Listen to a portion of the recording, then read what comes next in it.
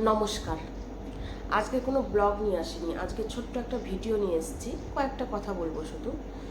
Blog নিয়ে আসিনি কারণ ব্লগ করতে পারছি না। ব্লগ করার মতো মন মানসিকতা কিছুই নেই। ব্লগ করতে গেলে, ভিডিও করতে গেলে তো মনে শান্তির দরকার, আনন্দের দরকার, না হলে কিন্তু হয় না। তো সেটাই আমার নেই, মনে শান্তিও নেই, আনন্দও নেই, সেই জন্য পারছি না। তো কেন পারছি না সেটাই দু একটা কথার মধ্যে দিয়েই বলি। আজকে 2 তারিখ, আজকে তো 2 তারিখ, আর আজকে হচ্ছে বৃহস্পতিবার। তো গত 29 তারিখ, 29 তারিখ কী বার ছিল? সোমবার। হ্যাঁ, সোমবার। গত 29 তারিখ আমার এক খুড়তুতো বোন, 18 বছর বয়স, তার 18 বছর বয়স, বিকেলবেলা হঠাৎ অসুস্থ হয়। তারপরে তাকে হসপিটালে ভর্তি করা হয়, বালুরঘাট হসপিটালে ভর্তি করা হয়। বালুরঘাট থেকে তাকে ট্রান্সফার করে দেয় কলকাতায়। বালুরঘাটে জানানো হয় যে তার ব্রেন স্ট্রোক হয়েছে। তো যথারীতি বালুরঘাট ভর্তিই নেয়নি, হয়তো বা নিলেও 1-1.5 ঘন্টার জন্য হয়তো নিয়েছে, 2 ঘন্টার জন্য হয়তো নিয়েছিল। তো তারপরেই সাথে সাথে তাকে যথারীতি কলকাতা পাঠিয়ে দেয়। কলকাতায় পাঠানোর পরে তো তারা তো এখান থেকে রাত্রিবেলায় রওনা দেয়, সকালে পৌঁছায়। আমার বোন, কাকু, কাকিমা, আরও আত্মীয় স্বজন, তো তারা কলকাতা পৌঁছায় সকালবেলায় আমার বোনকে ভর্তি করার পরে কথাবার্তা হয় যে ওষুধ দিয়ে কিছুটা স্টেবল করার পরে তাকে অপারেশন করা হবে। বুধবারে অপারেশন করার কথা ছিল। যখন বলছি তাহলে বুঝতেই পেরে গেছেন, অপারেশন করার কথা ছিল যখন বলছি।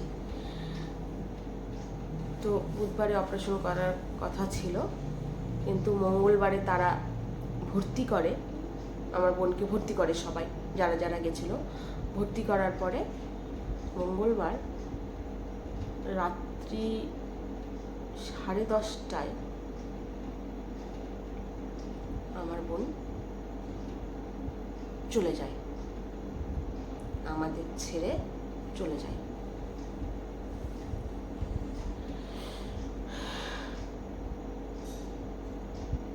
আমাদের ছেড়ে চলে যায়। তো সেই দিনই রাত্রিবেলায় 2টোর দিকে রওনা দেয় আমার বোনকে নিয়ে, সবাই মিলে যারা যারা গেছিলো নিয়ে রওনা দেয়। পরের দিন এসে পৌঁছায় যথারীতি, বুধবারে পৌঁছায়। তারপরে যা যা ক্রিয়া কাজকর্ম থাকে করা হয়েছে। বোনের বয়স ছিল 18 বছর। ব্রেন স্ট্রোকে আমার বোন শেষ হয়ে গেল, আমার খুড়তুতো বোনটা শেষ হয়ে গেল। এরপরে ভিডিও করার কোনো এনার্জি নেই, মানসিকতা নেই, মন নেই, কিচ্ছু নেই। চলতে হবে, চলছি, খেতে হবে, খাচ্ছি, না খেলে, না চললে, না সংসারের কাজকর্ম করলে বাকিরা না খেয়ে থাকবে, ছেলে মেয়েগুলো না খেয়ে থাকবে। এই জন্য চলছি, ঠেলে ঠেলে চলতে হচ্ছে। এই কারণে ভিডিও করতে পারিনি ব্লগের জন্য কোনো। তো মনে হলো যে ছোট্ট একটা ভিডিও করে আপনাদের জানাই আমার মনের ভেতরটা কি হচ্ছে, বা আমার পরিবারের মনের ভেতরটা, বা আমার কাকু কাকিমার মনের ভেতরটা, তাদেরটা শুধু, বাদ বাকিটা বাদ দেন সব, শুধু আমার কাকু কাকিমার অবস্থাটা কি হচ্ছে একবার ভেবে দেখেন। তার মধ্যে আমার বোন আবার একটাই মেয়ে ছিল, একটাই মেয়ে, আর কোনো ভাই বোন নেই, একটাই মেয়ে। তো আমাদের অবস্থা কি হচ্ছে শুধু একবার ভাবুন, বিশেষ করে কাকু কাকিমার। তো এইটুকু বলার জন্যই শুধু ভিডিওটা করা। আজকে ফেসবুক পেজটাতে ঠিকঠাক কোনো ভিডিও দিতেই পারছি না, কালকেও কোনো ভিডিও দিতে পারিনি, শর্ট ভিডিওগুলো দিতে পারিনি, আজকেও দিইনি। আজকে শুধু ওই 2-3 দিন আগেকার একটা ব্লগ করা ছিল, আজকে সেটা পোস্ট করলাম। এটা কালকে পোস্ট করার কথা ছিল, ভুলেই গেছি, মাথা থেকে বেরিয়েই গেছে। আর কি করে সেটা সম্ভব? কালকে তো অসম্ভব ব্যাপার ছিল। কালকে আমার বোনকে নিয়ে এসেছিল কলকাতা থেকে বেলা 11টায়। এটা কালকে তো কোনো কথাই নেই। মানে 2-3 দিন আগেকার ব্লগ ভিডিও যেগুলো করা আছে সেগুলো ভাবছি যে একটু একটু করে এডিটিং করে সেগুলোই এখন 2-1 দিন পোস্ট করব। তারপর থেকে আবার যখন একটু স্বাভাবিক হব তখন আবার আস্তে আস্তে ধীরে ধীরে সব শুরু করব। তো আর কিছু বলতে পারছি না, কিছুই বলতে পারছি না।